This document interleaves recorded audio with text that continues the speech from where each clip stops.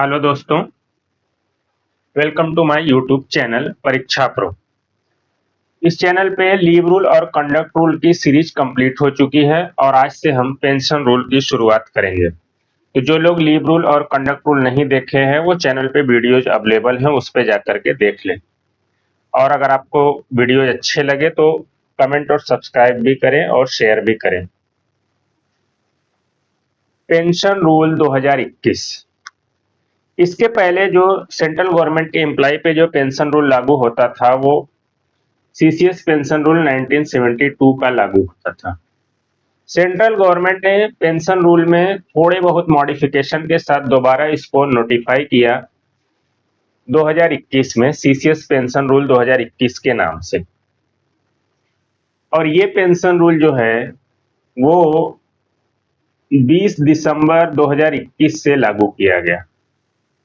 ठीक है, इसका नोटिफिकेशन 20 दिसंबर 2021 को किया गया और उसी डेट से आगे के लिए सीसीएस पेंशन रूल 2021 से सारे सेंट्रल गवर्नमेंट एम्प्लॉय गवर्न होने लगे। ठीक है, तो मैक्सिमम प्रोविजन तो इस रूल में सीसीएस पेंशन रूल 1972 के ही हैं। थोड़े बहुत माइनर चेंजेस कहीं कहीं हुए हैं, तो हम जहां जहां वो चीजें आएंगे उनको देखेंगे। सबसे पहले जो होता है किसी भी रूल में एप्लीकेशन का रूल कि किस किस पे ये लागू होता है। एप्लीकेशन, तो सबसे पहले देख लेते हैं कि सीसीएस पेंशन रूल किस किस पे लागू होता है। कोई भी गवर्नमेंट एम्प्लॉय अगर वो ऑन या बिफोर 31/12/2003 को अगर सेंट्रल गवर्नमेंट में अपॉइंट हुआ है तो उस पे सीसीएस पेंशन रूल लागू होता है। ये बात हम पहले ही जानते हैं क्योंकि 1 जनवरी 2004 से न्यू पेंशन स्कीम आ गई, उसको हम सेपरेटली पढ़ेंगे। तो कोई भी गवर्नमेंट एम्प्लॉय जो 31 दिसंबर 2003 या उससे पहले सेंट्रल गवर्नमेंट के सिविलियन पोस्ट पे अपॉइंट हुआ है तो उन सब पे सीसीएस पेंशन रूल 2021 लागू होता है। इस सिविलियन में जो सिविलियन इन डिफेंस होते हैं उन पे भी है ये सिविलियन इन डिफेंस। डिफेंस में भी जो सिविलियन काम करते हैं उनके ऊपर भी यही सीसीएस पेंशन रूल लागू। ठीक है, तो ये बात ध्यान रखिएगा। अब हम देख लेते हैं कि किसके किसके पे लागू नहीं होता है। ये भी बड़ा इंपॉर्टेंट होता है कि किसके किसके पे लागू नहीं होता है, क्योंकि अक्सर सवाल इसी से पूछ लेता है। तो जैसा कि हम सब जानते हैं कि रेलवे का अपना रूल होता है तो रेलवे पे लागू नहीं होता है। ऑल इंडिया सर्विस का अपना रूल होता है, इसीलिए ऑल इंडिया सर्विस के एम्प्लॉय पे लागू नहीं होता है। ऑल इंडिया सर्विस में 3 तरह के ऑफिसर्स होते हैं, एक आईएएस, आईपीएस और तीसरा Indian forest service. Foreign service नहीं बल्कि फॉरेस्ट सर्विस। केवल इन्हीं 3 सर्विसेज को ऑल इंडिया सर्विस का दर्जा दिया गया है। ठीक है, तो इनके पे लागू नहीं होता है। जैसा कि मैं पहले ही बता चुका हूं कि ऑल इंडिया सर्विस पे केवल एलटीसी रूल लागू होता है, बाकी कोई भी रूल लागू हमारा सीसीएस वाला नहीं होता है। अगला कैजुअल या डेली रेटेड एम्प्लॉय, जो डेली वेज के आधार पे काम करते हैं उनके ऊपर भी सीसीएस पेंशन रूल लागू नहीं होता है। अगला ऐसे पर्सन जो जिनका पेमेंट कंटिजेंसी से होता है, पेड फ्रॉम कंटिजेंसीज।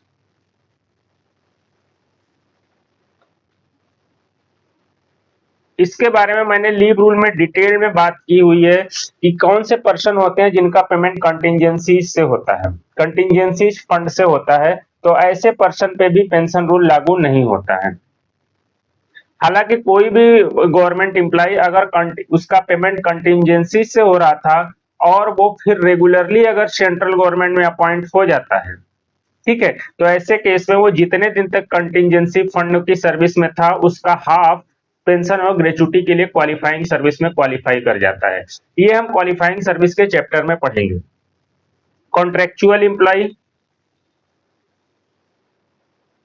इनके ऊपर भी पेंशन रूल लागू नहीं होता, लेकिन अगर इनके कॉन्ट्रैक्ट में यह बात मेंशन है तभी इनके ऊपर लागू होगा। ठीक है, ऐसे गवर्नमेंट जो सीपीएफ से गवर्न होते हैं, कंट्रीब्यूटरी पेंशन फंड, जैसे हम सारे लोग न्यू पेंशन स्कीम वाले सारे लोग कंट्रीब्यूटरी पेंशन फंड से गवर्न होते हैं, तो इनके पर भी सीसीएस पेंशन रूल लागू नहीं होता। इसके अलावा जो हमारे डिप्लोमेट्स होते हैं विदेशों में, या हमारे कॉन्सुलेट होते हैं, या हमारे जो इंडियन मिशन है बाहर, इसमें वहां पे कुछ स्टाफ लोकली रिक्रूट होते हैं, वहीं के कुछ स्टाफ लोकली रिक्रूट किए जाते हैं, इनके ऊपर भी पेंशन रूल लागू नहीं होता है। तो ये सारी कैटेगरी है जिनके ऊपर पेंशन रूल लागू नहीं होता है। सबसे पहली बात, ऐसे सिविलियन गवर्नमेंट एम्प्लॉय जो 31 दिसंबर 2003 या उससे पहले सेंट्रल गवर्नमेंट में अपॉइंट हुए हैं, उन सब पे पेंशन रूल लागू होता है, including civilian in defence. Not apply वाले में पहले है रेलवे, फिर ऑल इंडिया सर्विस के employ, casual daily rated employ, ऐसे person paid from contingency, contractual employ, ऐसे एम्प्लॉय जो सीपीएफ से गवर्न होते हैं, कंट्रीब्यूटरी पेंशन फंड से गवर्न होते हैं, उनके ऊपर, और जो डिप्लोमेट्स, काउंसलर, इंडियन मिशन, ये सब तमाम जो होते हैं, ठीक है। और कुछ ऐसे भी ऑफिसर होते हैं, हायर ऑफिसर, जो कि सेपरेट रूल से गवर्न होते हैं, जैसे यूपीएससी के मेंबर चेयरमैन, सीएजी, सीआईसी, ये लोग, तो उनके अपने रेगुलेशन में ही ये बात लिखी रहती है कि वो पेंशन रूल से गवर्न होंगे कि नहीं, ठीक है, तो वो उसी से गवर्न होते हैं। अब हम कुछ स्पेशल कैटेगरी देखेंगे जिन पे time to time pension rule के एप्लीकेशन को लेकर के ऑर्डर आते रहे हैं।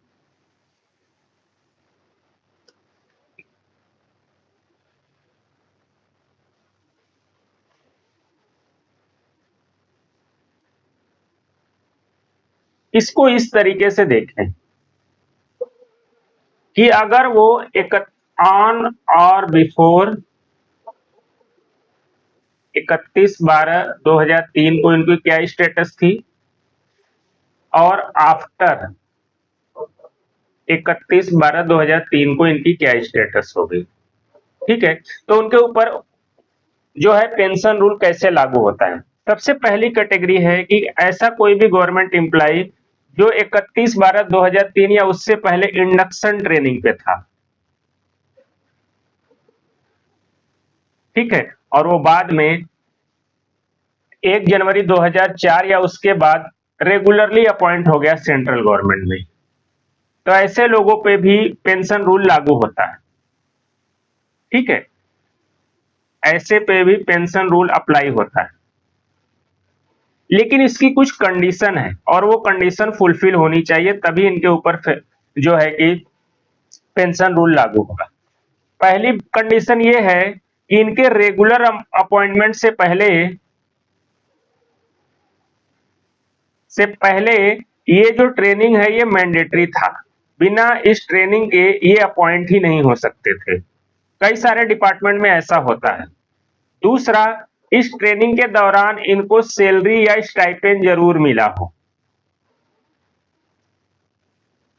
और तीसरा, ये जो ट्रेनिंग का जो पीरियड है ये क्वालिफाइंग सर्विस में काउंट होना चाहिए। ये तीन शर्तें अगर कोई भी गवर्नमेंट एम्प्लॉय अगर जो है कि 31/12/2003 से पहले इंडक्शन ट्रेनिंग पे था और उसका अपॉइंटमेंट 31/12/2003 के बाद हुआ सेंट्रल गवर्नमेंट में, तो भी उसके ऊपर पेंशन रूल लागू होगा अगर ये तीन शर्तें पूरी होती हैं। पहला, ये जो ट्रेनिंग थी ये उसके रेगुलर अपॉइंटमेंट के लिए मैंडेटरी था।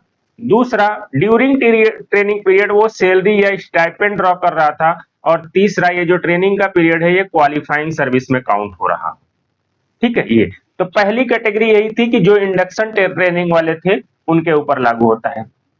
अगली कैटेगरी हम देखते हैं कि मान लीजिए कोई भी गवर्नमेंट एम्प्लॉय है, वो सेंट्रल गवर्नमेंट में ही कहीं अपॉइंटेड है या स्टेट गवर्नमेंट में अपॉइंटेड है या किसी भी ऑटोनॉमस बॉडी, चाहे वो सेंट्रल गवर्नमेंट की हो चाहे स्टेट गवर्नमेंट की, ठीक है। 31/12/2003 से पहले वो ऐसी जगह अपॉइंटेड था, मतलब सेंट्रल गवर्नमेंट में अपॉइंटेड था जहां पे पेंशन रूल तो लागू नहीं होता था, लेकिन सिमिलर कोई दूसरा पेंशन रूल था। सीसीएस पेंशन रूल तो लागू नहीं होता था, लेकिन कोई ना कोई पेंशन रूल इनके ऊपर लागू होता था। या कहीं स्टेट गवर्नमेंट में भी था जहां पे कोई भी पेंशन रूल से वो गवर्न होता था, या किसी भी ऑटोनॉमस बॉडी, चाहे वो सेंट्रल गवर्नमेंट की ऑटोनॉमस बॉडी हो चाहे स्टेट गवर्नमेंट की ऑटोनॉमस बॉडी हो, वहां पर भी किसी पेंशन रूल से अगर वो गवर्न हो रहा था और वो थ्रू प्रॉपर चैनल, ठीक है, थ्रू प्रॉपर चैनल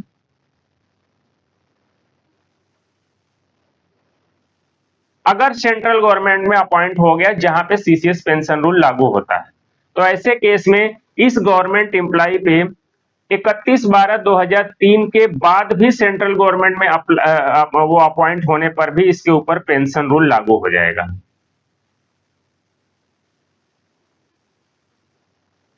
ठीक है, कहने का मतलब 31/12/2003 या उससे पहले कोई भी गवर्नमेंट सर्वेंट ऐसे किसी सेंट्रल गवर्नमेंट में काम के मिनिस्ट्री डिपार्टमेंट में काम कर रहा था जहां पे सीसीएस पेंशन रूल तो लागू नहीं हो रहा था, लेकिन कोई ना कोई दूसरा पेंशन रूल से वो गवर्न हो रहा था। किसी स्टेट गवर्नमेंट में अपॉइंटेड था जहां वो किसी न किसी पेंशन रूल से गवर्न था, या किसी ऑटोनॉमस बॉडी, चाहे वो सेंट्रल गवर्नमेंट की चाहे स्टेट गवर्नमेंट की हो, वहां पे काम कर अपॉइंटेड था। बाद में थ्रू प्रॉपर चैनल अगर वो 31/12/2003 के बाद सेंट्रल गवर्नमेंट में अपॉइंट हो गया जो सीसीएस पेंशन रूल से गवर्न होता है, तो ऐसे एम्प्लॉय भी सीसीएस पेंशन रूल से गवर्न होने लगेंगे। ठीक है, लेकिन ये अपॉइंटमेंट थ्रू प्रॉपर चैनल होना चाहिए। थ्रू प्रॉपर चैनल का मतलब ये होता है कि थ्रू प्रॉपर परमिशन के साथ उसकी एप्लीकेशन फॉरवर्ड की गई हो और बाद में सिलेक्शन के बाद उसने टेक्निकल रिजिग्नेशन दिया हो। ठीक है, ये चीज यहां पे ओल्ड पेंशन स्कीम तो उनके ऊपर लागू हो जाएगी। सवाल यह है कि पेंशनरी बेनिफिट की लाइबिलिटी किसकी होगी।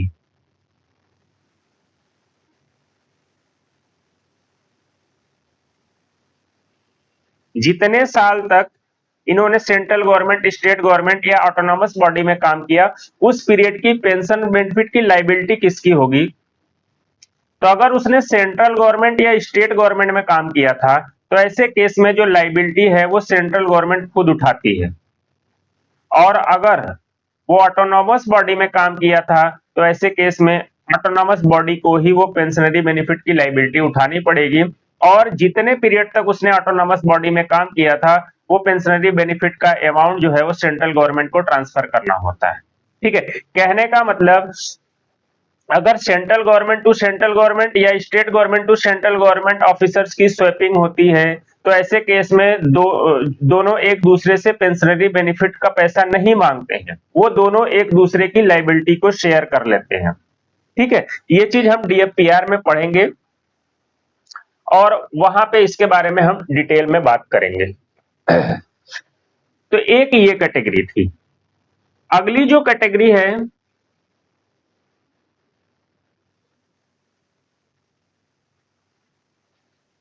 कि अगर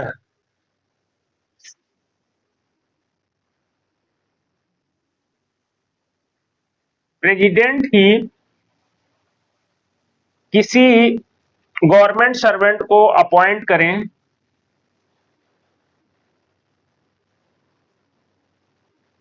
ठीक है, और इस ऑर्डर में ही ये बात लिख दें कि उसके ऊपर पेंशन रूल के प्रोविजन लागू होंगे, भले ही ये अपॉइंटमेंट 31/12/2003 के पहले हुआ हो या 31/12/2003 के बाद हुआ हो, अगर प्रेसिडेंट ने उस ऑर्डर में ये बात मेंशन कर दी है कि इनके ऊपर पेंशन रूल के प्रोविजन लागू होंगे, तो उनके ऊपर पेंशन रूल के प्रोविजन लागू होंगे। ठीक है, ये चीज भी ध्यान रखना है। टाइम टू टाइम कुछ स्पेशल ऑफिसर्स की अपॉइंटमेंट प्रेसिडेंट करते रहते हैं और उनको ओल्ड पेंशन स्कीम की बेनिफिट देते रहते हैं।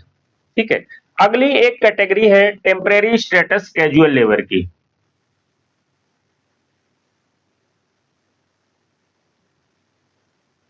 ये कौन होते हैं, इनके बारे में हमने थोड़ी सी बात जो है लीव रूल में कर रखी है, थोड़ी सी बात यहां पे भी कर लेते हैं। गवर्नमेंट ने 1993 में एक स्कीम लेके आए कैजुअल लेबर्स को रेगुलराइज करने के लिए। इनका गवर्नमेंट में रेगुलर अपॉइंटमेंट करने के लिए। 1993 में जो स्कीम लाई गई उसमें ये बात बोली गई कि 1993 या उससे पहले कोई भी जो कैजुअल लेबर है अगर उसने अपनी 1 साल की सर्विस कंप्लीट कर ली तो अब उसे टेम्परेरी स्टेटस कैजुअल लेबर कहा जाएगा, कैजुअल लेबर नहीं कहा जाएगा। ठीक है,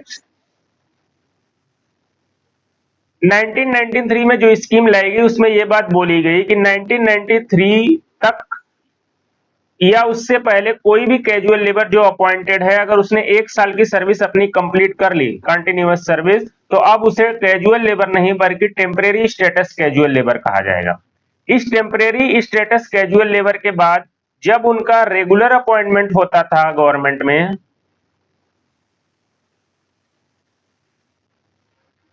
ठीक है, तो जिस डेट में रेगुलर अपॉइंटमेंट होता था वो गवर्नमेंट सर्वेंट उसी डेट से कहलाते थे।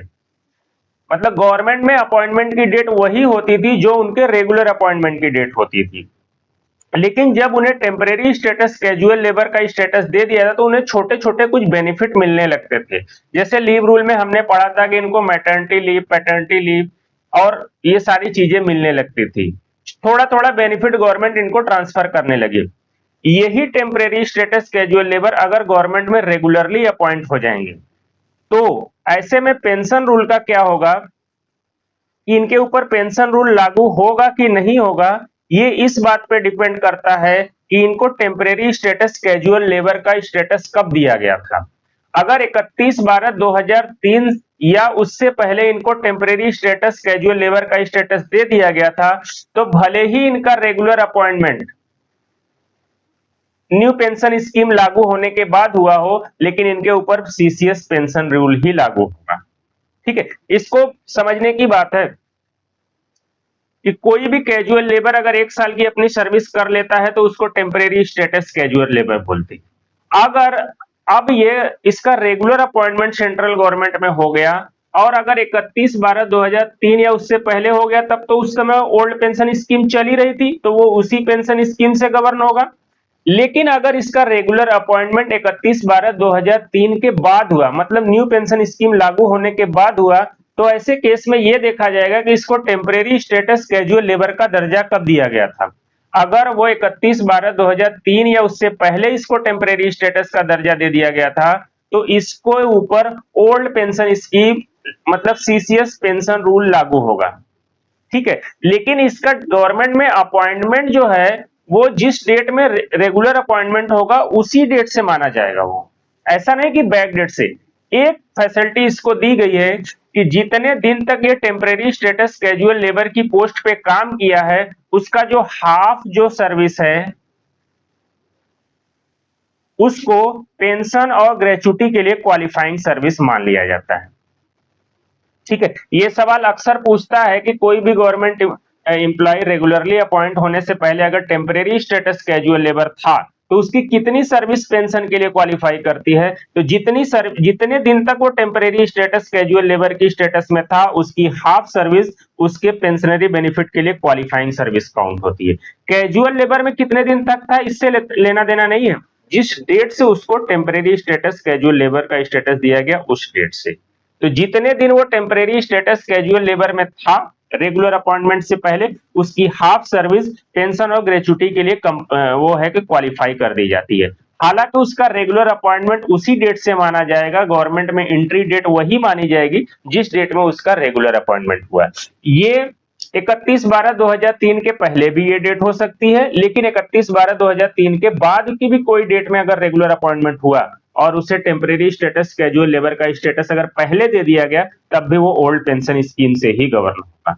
ठीक है, तो दो सिचुएशन ऐसी होती है जब उसकी हाफ सर्विस क्वालिफाइंग सर्विस होती है, एक तो टेम्परेरी स्टेटस कैजुअल लेबर के केस में और दूसरा जो हमने पढ़ा कि जो कंटिजेंसी फंड से जिनका पेमेंट होता है उनके केस में। ठीक है, ये चीज अब हम देख लेते हैं कि न्यू पेंशन स्कीम के तहत भी कुछ सिचुएशन ऐसी हैं जिसमें गवर्नमेंट एम्प्लॉय जो है वो ओल्ड पेंशन स्कीम से गवर्न करता है। कोई भी गवर्नमेंट सर्वेंट है अगर वो एनपीएस से गवर्न हो रहा है, ठीक है, तो टू सिचुएशन ऐसी होती हैं जब वो ओल्ड पेंशन स्कीम से गवर्न हो सकता है। वो क्या क्या है? अगर एम्प्लॉय की इन सर्विस डेथ हो गई या उस गवर्नमेंट एम्प्लॉय को इनवैलिड पेंशन पे अगर रिटायर कर दिया गया, ठीक है। कहने का मतलब कोई भी गवर्नमेंट एम्प्लॉय है, अगर वो एनपीएस के प्रोविजन से गवर्न हो रहा है, दो सिचुएशंस में भी वो ओल्ड पेंशन स्कीम के प्रोविजन से गवर्न हो सकता है। पहला, अगर उस गवर्नमेंट एम्प्लॉय की इन सर्विस डेथ हो गई हो, और दूसरा, अगर उस गवर्नमेंट एम्प्लॉय को इनवैलिड पेंशन पे रिटायर किया गया, वो उसने कुछ ऐसी फिजिकल डिसेबिलिटी एक्वायर कर ली जिसके वजह से उसको इनवैलिड पेंशन पे अगर रिटायर किया गया, तो ऐसे में वो ओल्ड पेंशन स्कीम से गवर्न हो सकता है। लेकिन इसकी कुछ शर्तें हैं, ठीक है। ये चीज, शर्त क्या है? उस गवर्नमेंट एम्प्लॉय को ड्यूरिंग सर्विस ही ऑप्शन एक्सरसाइज करना पड़ेगा कि अगर उसकी डेथ या इनवैलिडेशन हो जाता है, तो ऐसे केस में वो ओपीएस से गवर्न होना चाहेगा या एनपीएस से गवर्न होना चाहेगा। इस बात का ऑप्शन उस गवर्नमेंट एम्प्लॉय को अपने सर्विस में रहते ही एक्सरसाइज करना पड़ेगा।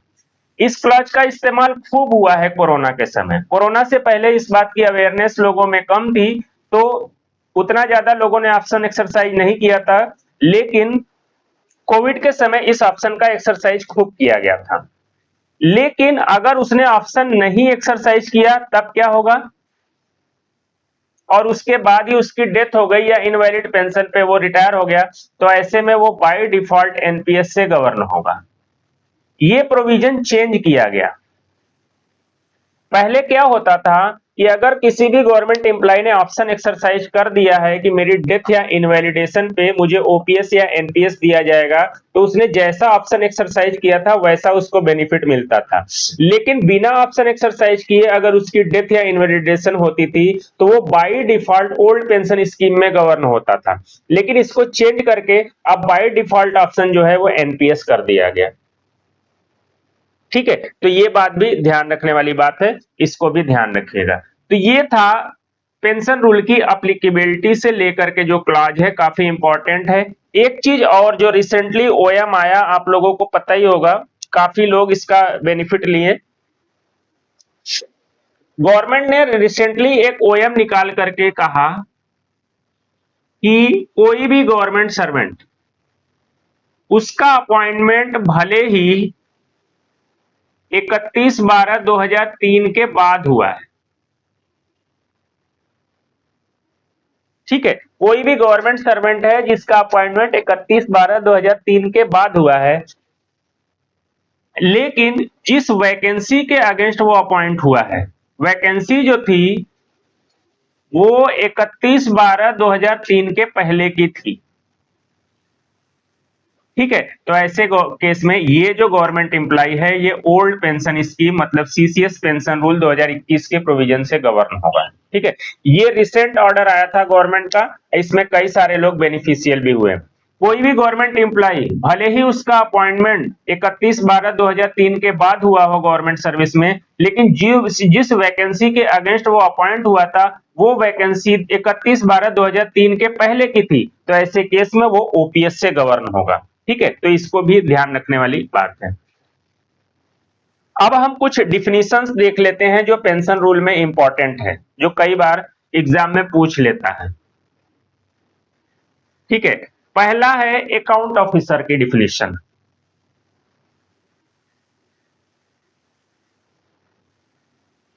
अकाउंट ऑफिसर, अकाउंट ऑफिसर का जो काम होता है वो गवर्नमेंट के अकाउंट को मैनेज करना होता है।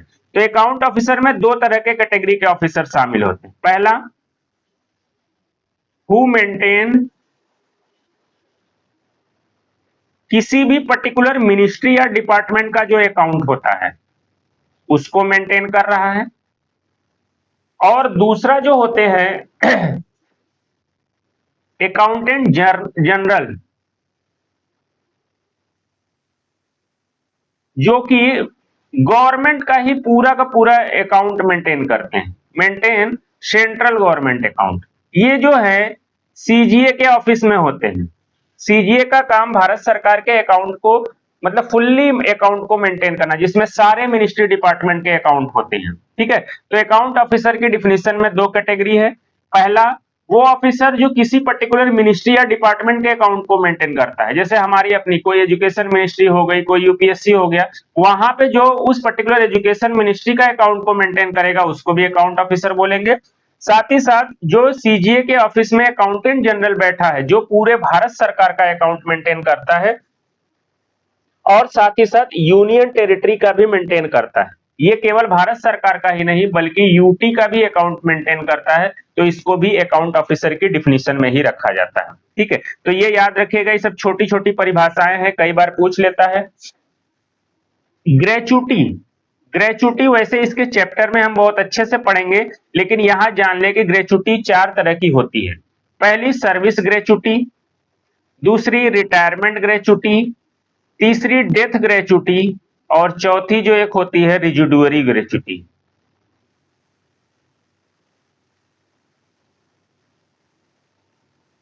ठीक है, service gratuity, retirement gratuity, death gratuity और रिजिडुअरी ग्रेचुटी। तो ग्रेचुटी की जब बात हो तो इन चारों की बात हो रही है, जैसी जैसी जिसकी एडमिसिबिलिटी होगा वो उसको वैसे ही अवेल करेगा। तो ये कब कौन जो अवेल कर सकता है, ये इसके बारे में हम बात करेंगे। अगला एचओडी की डिफिनीशन की बात हो रही है। एचओडी के बारे में हम डीएफपीआर में अच्छे से पढ़ेंगे, हल्का सा केवल यहाँ पे बता देता हूं।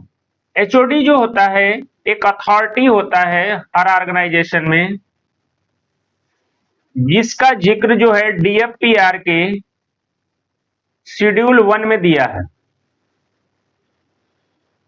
ठीक है, एचओडी जो होता है वो डीएफपीआर के शेड्यूल 1 में जो अथॉरिटी मेंशन्ड है मिनिस्ट्री डिपार्टमेंट के लिए, वही एचओडी होता है। एक हेड ऑफ ऑफिस भी होता है। हेड ऑफ ऑफिस क्या होता है कि ये कोई गस्टेड ऑफिसर होता है।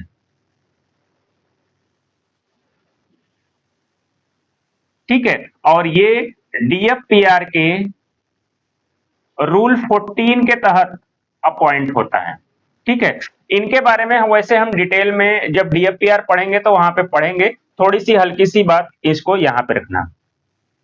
एक और जो टर्म यूज हुआ है पेंशन रूल में, local fund administered by government, ये क्या होता है ये थोड़ा सा देख लेते हैं।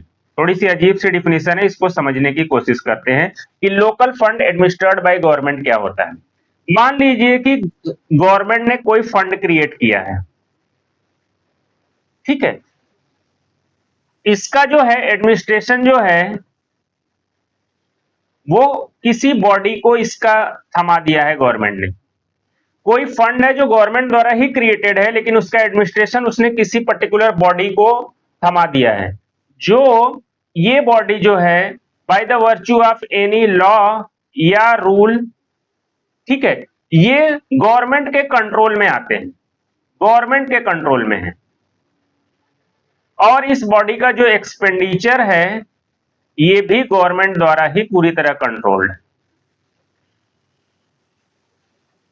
ठीक है, तो ऐसे फंड को local fund administered by government बोलते हैं।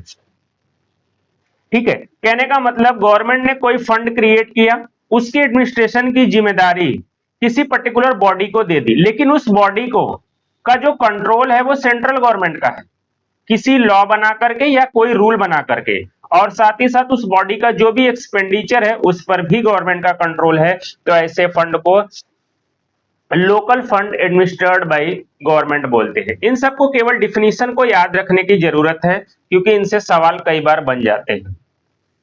एक और है कि पेंशन में क्या क्या इंक्लूड करता है। ठीक है, नॉर्मली जो है वो पेंशन में पेंशन प्लस ग्रेचुटी इंक्लूड दोनों करती है। जहां भी पेंशन टर्म का इस्तेमाल हो वहां पेंशन और ग्रेचुटी दोनों करती है, लेकिन जहां दोनों एक दूसरे से कंट्राडिक्शन में अगर इस्तेमाल हो रहे हैं, मतलब जहां पेंशन और ग्रेचुटी के बारे में अलग अलग बात हो रही हो, तो वहां पे पेंशन अलग होता है और ग्रेचुटी अलग होता है। एक चीज जो ध्यान रखने वाली बात है कि डियरनेस रिलीफ जो है वो पेंशन का हिस्सा नहीं होता है। ठीक है, ये चीज ध्यान रखिएगा, ये बहुत छोटी सी सवाल है जो कई बार पूछ चुका है। पेंशन में पेंशन और ग्रेचुटी दोनों इन्वॉल्व है, लेकिन अगर दोनों के बारे में अलग अलग बातें हो रही हैं तब दोनों अलग अलग, लेकिन डियरनेस रिलीफ जो है वो पेंशन का हिस्सा नहीं होता है। एक और सवाल अक्सर पूछता है, पेंशन डिसबर्सिंग अथॉरिटी, ये कौन कौन हो सकते हैं? ठीक है, पहला बैंक, दूसरा पोस्ट ऑफिस, तीसरा ट्रेजरी इंक्लूडिंग सब ट्रेजरी भी होता है, या चौथा अकाउंट ऑफिसर। ये चारों ही पेंशन डिसबर्सिंग अथॉरिटी होते हैं। कहने मतलब किसी भी पेंशनर के पेंशन को डिसबर्स करने की जिम्मेदारी इन सबकी होती है। बैंक से हमें मिलता है, पोस्ट ऑफिस से मिलता है, पहले ट्रेजरी से मिलता था, इसीलिए ट्रेजरी को अभी तक डिफिनीशन में रखा गया है। और अकाउंट ऑफिसर, चूंकि सारे पेंशन को प्रोसेस करने की जिम्मेदारी अकाउंट ऑफिसर को दी गई है, इसीलिए पेंशन डिसबर्सिंग अथॉरिटी की डिफिनीशन में ये आते हैं। एक और टर्म है क्वालिफाइंग सर्विस। ये क्वालिफाइंग सर्विस क्या होता है? ऐसी सर्विस जो पेंशन या ग्रेचुटी की कैलकुलेशन में ली जाती है उसको क्वालिफाइंग सर्विस बोलते हैं। ठीक है, ये हम डिटेल में पढ़ेंगे क्वालिफाइंग सर्विस के बारे में। तो यहां पे सिंपल सी बात यही है कि ऐसी सर्विस जो कि किसी भी गवर्नमेंट एम्प्लॉय के पेंशन और ग्रेचुटी के कैलकुलेशन में इस्तेमाल होती है, उसी को क्वालिफाइंग सर्विस बोला जाता है। एक लास्ट देख लेते हैं कि पेंशनरी बेनिफिट में क्या क्या शामिल होता है। Sorry, retirement benefit.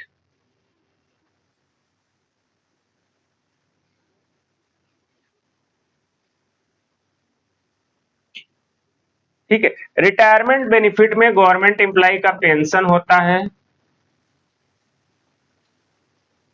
या पेंशन के लिए एलिजिबल नहीं है तो सर्विस ग्रेचुटी होती है, और दूसरा रिटायरमेंट ग्रेचुटी। रिटायरमेंट ग्रेचुटी में इतनी ही चीजें शामिल होती हैं। ठीक है, इसके बाद एक शब्द और आएगा जिसको बोलते हैं पेंशनरी बेनिफिट।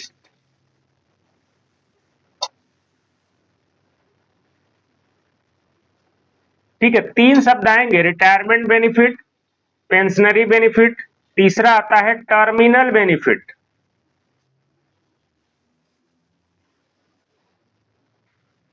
ठीक है, तीनों का मीनिंग अलग अलग है। रिटायरमेंट बेनिफिट माने उसमें केवल पेंशन, या अगर पेंशन नहीं तो सर्विस ग्रेचुटी और रिटायरमेंट ग्रेचुटी, इतनी चीजें शामिल है। लेकिन पेंशनरी बेनिफिट ये होता है कि उस गवर्नमेंट सर्वेंट की रिटायरमेंट के समय वो जितनी सारी जो है कि बेनिफिट के लिए एलिजिबल है, वो सारे के सारे मिलकर के पेंशनरी बेनिफिट बनते हैं। GPF, government accommodation, medical facility, सारा मिला करके पेंशनरी बेनिफिट रहता है। और इसी पेंशनरी बेनिफिट में अगर लीव इनकैशमेंट भी ऐड हो जाता है और सीजीआईएस का पेमेंट जो हो जाता है, तो ऐसे को टर्मिनल बेनिफिट बोला जाता है। ठीक है, तो थोड़ा थोड़ा इसमें डिफरेंस है, ये जहां जहां आगे आएंगे हम इनके बारे में, इसके बारे में पढ़ते जाएंगे। अब एक छोटी सी बात देख लेते हैं कि अगर कोई भी गवर्नमेंट एम्प्लॉय था,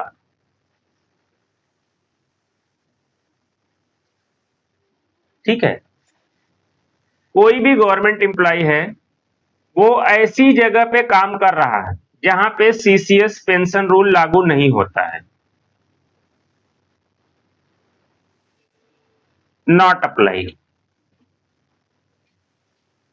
ठीक है, सेंट्रल गवर्नमेंट या किसी का भी हो, अगर वो ऐसी जगह काम कर रहा था जहां पे सीसीएस पेंशन रूल लागू नहीं होता है, ठीक है, लेकिन इसका ट्रांसफर हो जाता है, परमानेंट ट्रांसफर। ठीक है, परमानेंट ट्रांसफर सेंट्रल गवर्नमेंट के ऑफिस में हो जाता है जहां पे सीसीएस पेंशन रूल के प्रोविजन लागू होते हैं, लागू होते। ठीक है, कहने का मतलब कोई भी गवर्नमेंट एम्प्लॉय है वो अभी ऐसी जगह काम कर रहा है जहां सीसीएस पेंशन रूल के प्रोविजन लागू नहीं होते हैं। अब उसका जो ट्रांसफर हो गया है परमानेंट ट्रांसफर है ये, लेकिन ध्यान रखिएगा टेम्परेरी या डेपुटेशन वगैरह नहीं। अगर उसका परमानेंट ट्रांसफर हो गया सेंट्रल गवर्नमेंट के किसी डिपार्टमेंट जहां पे सीसीएस पेंशन रूल के प्रोविजन लागू होते हैं, तो ऐसे में क्या होगा इस गवर्नमेंट एम्प्लॉय पे, इनका ओल्ड प्रोविजन लागू होगा या न्यू प्रोविजन लागू होगा, ये इसी के बारे में बात हो रही है। तो इसके बारे में यही बोला गया है कि ऐसे में ये गवर्नमेंट एम्प्लॉय जो है सीसीएस पेंशन रूल के प्रोविजन से गवर्न होगा। ठीक है, कहने का मतलब इसके ऊपर सीसीएस पेंशन रूल का प्रोविजन गवर्न होने लगेगा, लेकिन उसे ऑप्शन एक्सरसाइज करना पड़ेगा। ठीक है, अपनी सेंट्रल गवर्नमेंट में अपनी अपॉइंटमेंट के विद इन 6 मंथ उसे ऑप्शन एक्सरसाइज करना पड़ेगा कि वो अपने पुराने पेंशन रूल से गवर्न होना चाहता है या सीसीएस पेंशन रूल से गवर्न होना चाहता है। ठीक है, अगर वो ऑप्शन एक्सरसाइज कर देगा तो अकॉर्डिंगली वो गवर्न किया जाएगा। ठीक है, और ये जो ऑप्शन होगा ये फाइनल होगा, इसमें कोई चेंज नहीं किया जा सकता है। ठीक है, कहने का मतलब कोई भी गवर्नमेंट एम्प्लॉय है वो अभी किसी ऐसी मिनिस्ट्री डिपार्टमेंट में काम कर रहा है, किसी ऐसी ऑर्गेनाइजेशन में काम कर रहा है जहां पेंशन रूल तो है लेकिन सीसीएस पेंशन रूल 2021 नहीं है, और उसका परमानेंट ट्रांसफर अगर सेंट्रल गवर्नमेंट में हो जाता है जहां के एम्प्लॉय सीसीएस पेंशन रूल के प्रोविजन से गवर्न होते हैं, तो अब ये गवर्नमेंट एम्प्लॉय अपने पुराने मिनिस्ट्री या डिपार्टमेंट के पेंशन रूल से गवर्न होगा या सीसीएस पेंशन रूल से गवर्न होगा, इसके लिए उसको ऑप्शन देना पड़ेगा। अगर वो ऑप्शन देगा कि नहीं वो अपने पुराने पेंशन रूल से गवर्न होना था उससे करेगा, अगर वो ऑप्शन देगा कि नहीं मैं सीसीएस पेंशन रूल 2021 से गवर्न होना चाह रहा हूं तो उससे गवर्न हो सकता है। ये ऑप्शन उसे विद इन 6 मंथ ही देना होता है, और ये जो ऑप्शन वो एक्सरसाइज कर देगा यही फाइनल होगा। ठीक है, तो पेंशन रूल की पहली क्लास में हम इतनी सारी चीजें आज देखे हैं। आगे की जो क्लासेज होंगी वो काफी इंटरेस्टिंग है, तो अगर आप चैनल पे नए हैं तो चैनल को सब्सक्राइब जरूर कर ले, और अगर आपको वीडियो अच्छे लग रहे हो तो कमेंट शेयर और लाइक भी करें। ठीक है, थैंक यू।